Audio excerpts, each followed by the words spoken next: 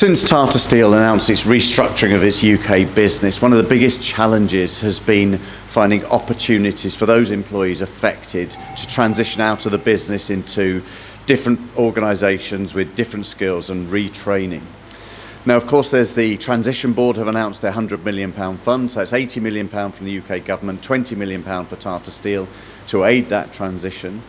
And of course, Tata Steel itself has been starting programmes such as the reaccreditation scheme with Bridgend College. They've got in outplacement support providers in the form of LHH on site in Port Talbot, and of course supporting the community hub in Aberavon shopping centre. But in addition to all of that activity, one of the things that's been most overwhelming is the support that's been forthcoming from local businesses and local authorities. And one of those is a local company, a long-standing partner of Tata Steel's in Port Talbot, JES Engineering. Now, JES have set up a skills academy to give people the skills and training to become accredited in welding and fabrication. So we've come round the corner from Port Talbot Steelworks, here next door to JES's engineering workshops, to their new Skills Academy building. Delighted to be joined by Sam Owen. Sam, thanks very much for welcoming us in today. You set this place up. Tell us a bit about where it started, first of all.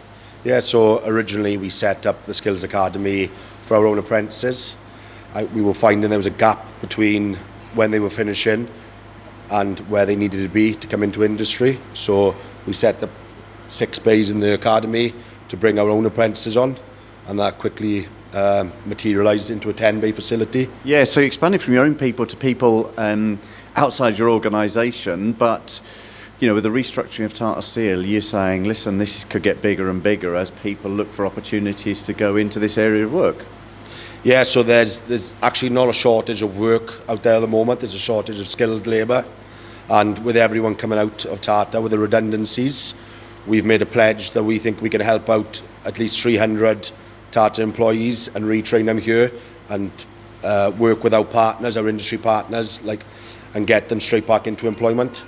Yeah, now I've heard elsewhere that when you look outside at the skills that the UK is short of, welding and fabricating is kind of one of the highest on the list, and they're everywhere. And I know we were talking earlier, and you talked about places like Hinkley Point, but as we go forward and look towards the rebuilding of Tata Steel Works on the doorstep, and B, the development of the Celtic Freeport and everything that might bring, do you see a big opportunity for those sort of skills to be needed locally?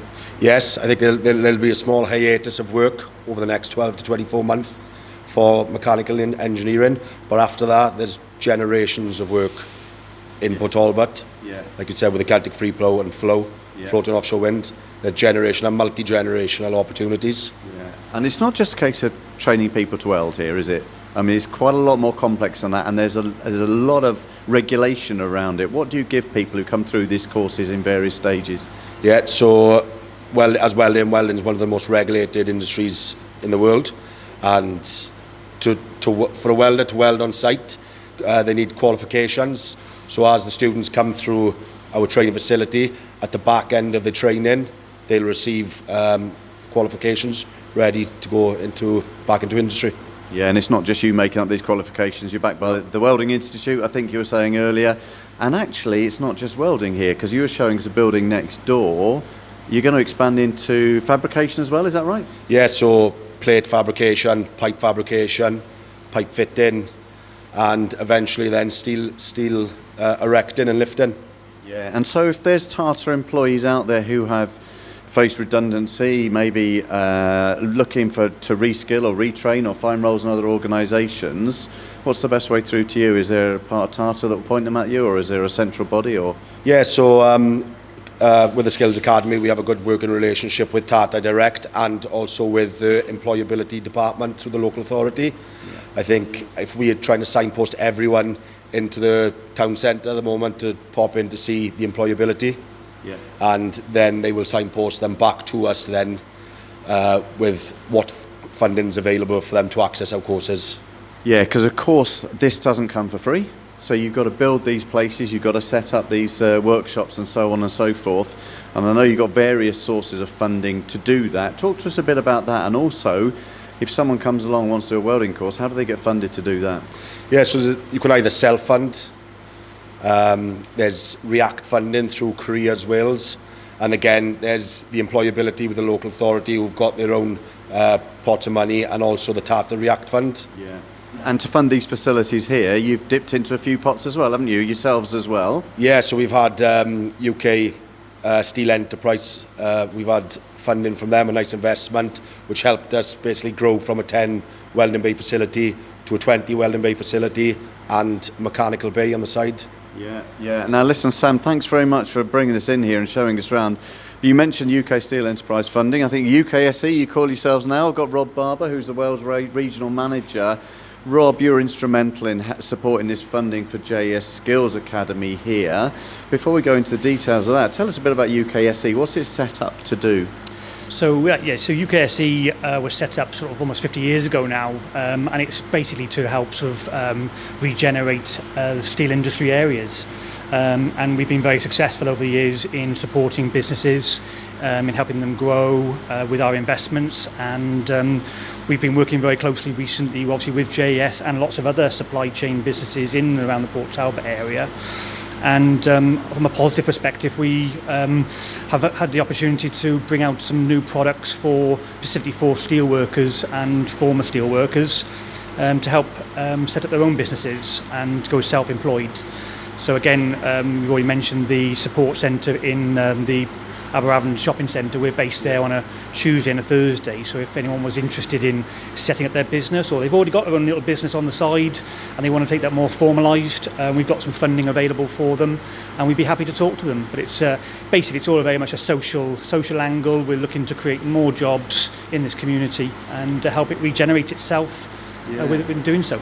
Yeah, and like you said, the history there goes back a while, and it's probably on the back of a lot of previous difficult times when steel sites have shut, and the British Steel and Chorus have felt that responsibility to help fund the regeneration of those areas all around the UK. And there's all sorts of things that have come out of that seed funding, for want of a better word. Tell me a little bit about what those packages look like, because I think the example here in JES was a loan, but there's other bits and pieces you can do as well, isn't there? That's right. So we're principally a debt and equity provider. So we invest in businesses to help them grow, whether it be through management buyouts, acquisitions, etc., and investing in those businesses to get a return, so that when they do make sort of announcements, as they've done recently, we have some funds available to help. And we've got some products which for the steel workers, but also for the supply chain, which are at discounted rates and fees. Yeah. So we're happy to talk to any business that basically wants to help the local community regenerate. Yeah, and it's a UK-wide fund, but I'm guessing at the moment the biggest impact of the changes that Tata Steel is making in the UK around Port Talbot. Have you got a particular focus on the South Wales region to support it through the next few years?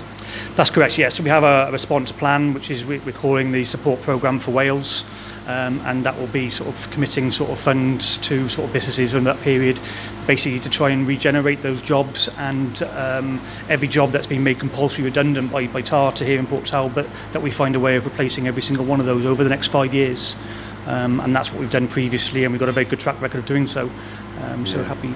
Yeah, well, it's a hell of a challenge, Rob, and I've said it before. All power to your elbow for doing it, because it's where the help is needed, and it's the right sort of help that will help businesses grow and prosper. And I think what the area is looking for, as we've said before, is not a load of call centres, but it's a load of businesses that use the skills from current steel workers to grow and develop, but also to give people a chance to become entrepreneurs as well on the back of their time in the skills industry. So listen, what a great example we've got right on our own doorstep at Port Talbot Steelworks. JES Engineering sets up this Skills Academy. It's helping to retrain and give people critical skills that could catapult them into a new world of work in an area that's under massive demand as the country tries to reindustrialise, and especially around this region, with opportunities like the Celtic Freeport and the Transition Board, with the opportunity to have all that inward investment of engineering companies that would hopefully grow on the back of low CO2 steel that will be the future of the Port Talbot Steelworks. What an opportunity this is for JES, for the Skills Academy, and for people like Sam to help train people into skills for the future. So listen, Sam, thanks again for bringing us around here. Really good to see what's going on, and good luck to you going forward. Rob, thanks again for talking to us about UKSE, and hopefully we'll catch up on some more schemes going forward.